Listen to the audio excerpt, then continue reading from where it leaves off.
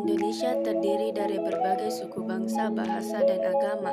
Berdasarkan suku bangsa, Indonesia terdiri atas bangsa asli pribumi, yakni Austronesia dan Melanesia, di mana bangsa Austronesia yang terbesar jumlahnya dan lebih banyak mendiami Indonesia bagian barat.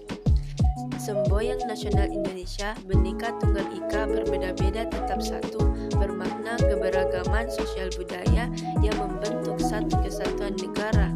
Selain memiliki penduduk yang padat dan wilayah yang luas, Indonesia memiliki alam yang mendukung tingkat keanekaragaman hayati terbesar kedua di Indonesia. Sejarah Indonesia banyak dipengaruhi oleh bangsa-bangsa pendatang dan penjajah. Kepulauan Indonesia menjadi wilayah perdagangan penting sejak abad ke-7, yaitu sejak berdirinya Sriwijaya, kerajaan bercorak Hinduisme Buddhisme yang berpusat di Palembang. Kerajaan Sriwijaya menjalin hubungan agama dan perdagangan dengan bangsa Tionghoa, India, dan juga Arab. Agama dan kebudayaan Hinduisme Buddhisme tumbuh berkembang dan berasimilasi di Kepulauan Indonesia pada awal abad ke-4 hingga abad ke-13 Masehi.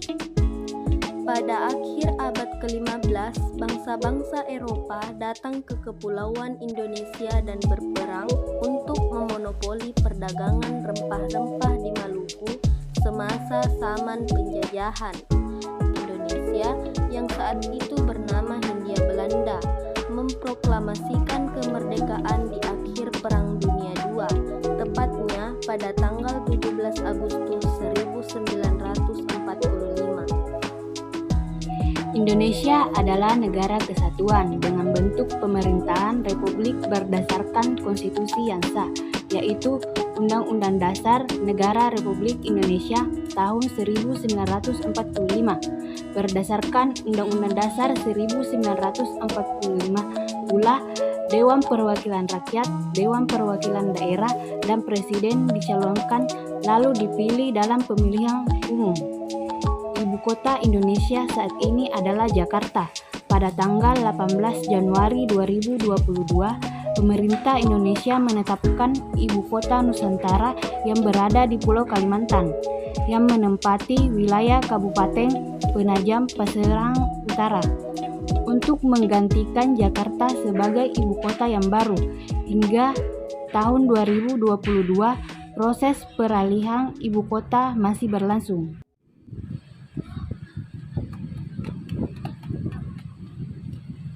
Assalamualaikum warahmatullahi wabarakatuh. Kami dari Fakultas Matematika dan Ilmu Pengetahuan Alam, jurusan Biologi Sains.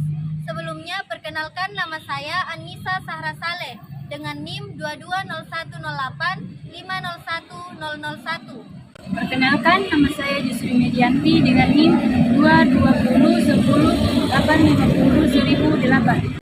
Perkenalkan, nama saya Nur Fadila dengan NIM 22010850020003. Baik, di sini kami akan membawakan materi tentang Konstitusi Indonesia.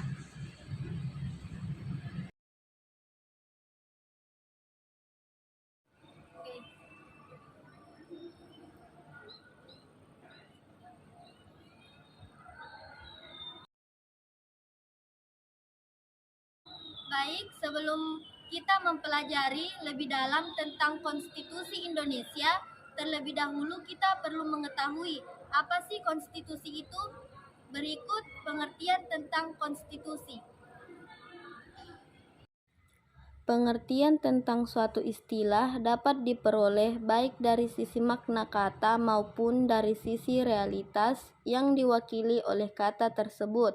Dari aspek bahasa, konstitusi berasal dari bahasa Inggris, yaitu constitution, yang berasal dari kata constitu. Constitu atau to constitu yang artinya adalah membentuk. Oleh karena itu, kata konstitu maknanya selalu terikat dalam konteks pembentukan suatu organ dan organisasi. Bahkan, ada kalanya konstitusi itu ditempatkan sebagai dokumen pembentukan atau akta kelahiran suatu organisasi. Nah, oleh karena itu, setiap organisasi selalu memiliki konstitusi yang menjadi kesepakatan dasar pembentukan organisasi itu sendiri. Kesepakatan dasar tersebut pada awalnya tak tertulis, namun lama-kelamaan seiring dengan perkembangan peradaban selalu dituangkan dalam bentuk tertulis, bahkan dalam format khusus yang disahkan oleh pejabat publik. Demikian pula halnya dengan konstitusi dalam konteks bernegara. Secara bahasa, ada yang menempatkan sebagai dokumen yang membentuk negara sebagai suatu organisasi yang di dalamnya terdapat organ-organ negara. Bahkan, ada kalanya konstitusi juga menjadi sertifikat kelahiran negara karena keberadaan negara dimulai pada saat pemberlakuan konstitusi itu. Khusus konstitusi suatu negara, mengingat negara adalah organisasi kekuasaan, maka substansi konstitusi dapat dilihat sebagai hukum yang mengatur kekuasaan. Konstitusi mengatur tentang sumber kekuasaan, struktur kekuasaan, pembagian kekuasaan, pembatasan kekuasaan di suatu negara. Oleh karena itu, konstitusi menurut Ivo de Ducacek diartikan sebagai identity the source, purpose, uses, and restraints of public. Dalam pengertian demikian, persoalan yang dianggap terpenting dalam setiap konstitusi adalah pengaturan mengenai pengawasan atau pembatasan terhadap kekuasaan pemerintah.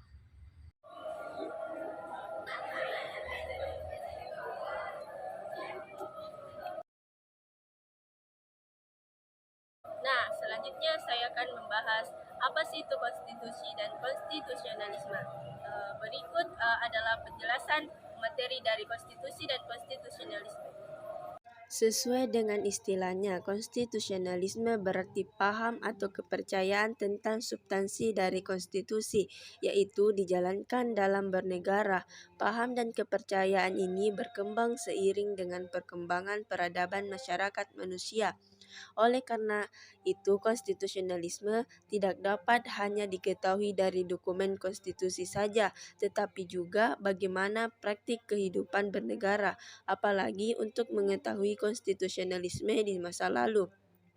Konstitusionalisme juga banyak dipahami sebagai paham pembatasan kekuasaan, karena hanya kekuasaan yang bataslah yang memiliki konstitusi dan sebaliknya keberadaan konstitusi adalah untuk membatasi kekuasaan. Konstitusionalisme modern adalah paham pembatasan kekuasaan yang didasarkan pada dalil bahwa berlakunya konstitusi sebagai hukum dasar yang mengikat didasarkan atas kekuasaan tertinggi atau prinsip kedaulatan yang dianut dalam suatu negara. Jika negara itu menganut paham kedaulatan rakyat, maka sumber legitimasi konstitusi itu adalah rakyat. Sumber legitimasi inilah yang memiliki kekuasaan tertinggi yang membentuk negara sebagai konstitusi powers, yang merupakan kewenangan yang berada di luar dan sekaligus di atas sistem yang diaturnya. Oleh karena itu, negara harus dijalankan untuk mencapai tujuan dan dengan cara seperti yang telah ditentukan oleh constituent power di dalam konstitusi. Dalam pengertian modern ini, konstitusionalisme dijelaskan oleh Paul Schering meliputi makna sebagai berikut. Yang pertama itu sebagai kata yang menunjukkan pada persoalan filosofis yang ada di sekeliling suatu konstitusi, yang menjawab mengapa konstitusi itu memiliki legitimasi dan otoritatif, serta bagaimana harus ditafsirkan. Secara deskriptif, berarti suatu sistem hukum tertentu baik memiliki atau tidak memiliki konstitusi tertulis. Ketiga, konstitusi meletakkan kekuasaan tertinggi pada rakyat dengan adanya pemilihan umum. 4. Dari sisi hukum publik, konstitusionalisme tidak hanya digunakan untuk menentukan apakah suatu sistem hukum memiliki konstitusi, tetapi lebih dari itu, untuk menentukan apakah sistem hukum itu memenuhi prinsip-prinsip pemerintahan yang baik. Selanjutnya, konstitusi yang mengarah pada pembatasan kekuasaan ketentuan tersebut antara lain adalah sebagai berikut. Yang pertama, menentukan prinsip keadilan dan hak individual yang dijaga oleh pengadilan yang bebas dari pemerintahan. Kedua, membagi dan memisahkan kekuasaan antara organ-organ negara untuk menentukan tidak ada satupun yang memiliki kekuasaan terlalu besar. Ketiga, membentuk lembaga pemerintahan perwakilan yang dipilih dan dapat diberhentikan oleh rakyat.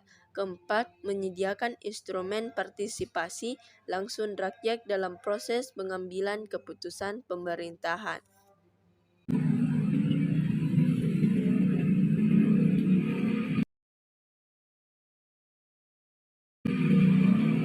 Baik, di sini saya akan menjelaskan tentang Undang-Undang Dasar 1945 dalam klasifikasi konstitusi. Berikut penjelasannya. Undang-Undang Dasar 1945 dalam klasifikasi konstitusi. Secara teoritis, konstitusi dapat diklasifikasikan berdasarkan pada beberapa aspek.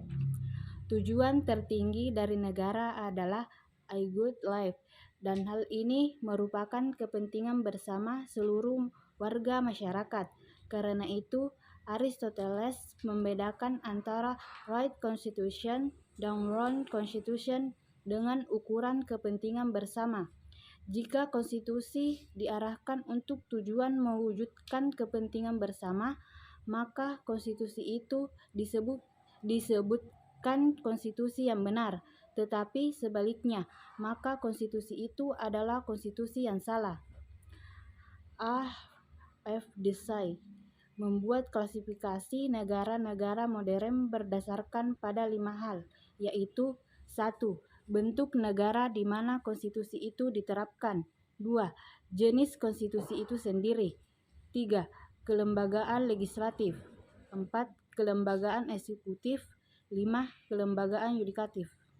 Undang-Undang Dasar 1945 dalam klasifikasi konstitusi. Berdasarkan jenis konstitusi, terdapat 2 klasifikasi. Pertama adalah klasifikasi konstitusi tertulis, written, dan konstitusi tidak tertulis, in writing. Konstitusi tertulis adalah konstitusi dalam bentuk suatu dokumen hukum tertulis yang memiliki kedudukan hukum khusus dalam penyelenggaraannya. Sebaliknya, konstitusi tidak tertulis adalah konstitusi yang tidak memiliki bentuk hukum khusus atau harus ditulis, melainkan tumbuh berdasarkan praktik dan biasanya ketatanegaraan. Sejarah konstitusi di Indonesia. Pembentukan Undang-Undang Dasar 1945. Setelah mendengarkan laporan hasil kerja BPUPKI yang telah menyelesaikan naskah rancangan Undang-Undang Dasar pada sidang PPKI tanggal 18 Agustus 1945, beberapa anggota masih ingin mengajukan usulan-usulan perbaikan di sana-sini terhadap rancangan yang telah dihasilkan. Tetapi akhirnya, dengan aklamasi, rancangan Undang-Undang Dasar itu secara resmi disahkan menjadi Undang-Undang Dasar Negara Republik Indonesia. Sehubung dengan itu, pemerintah menetapkan kebijakan untuk membentuk kabinet parlementer pertama di bawah Perdana Menteri Syahril. Padahal seperti dikemukakan di atas, Undang-Undang Dasar 1945 menentukan sistem pemerintahan presidensial, tidak mengatur adanya sistem pemerintahan kabinet parlementer sama sekali. Dengan kata lain, periode 18 Agustus 1945 sampai dengan 27 Desember 1945, meskipun Undang-Undang Dasar 1945 secara formil berlaku sebagai konstitusi resmi, tetapi nilainya hanya bersifat nominal, yaitu baru di atas kertas saja. Keadaan demikian terus berlangsung sampai tahun 1949 ketika dibentuknya Republik Indonesia Serikat.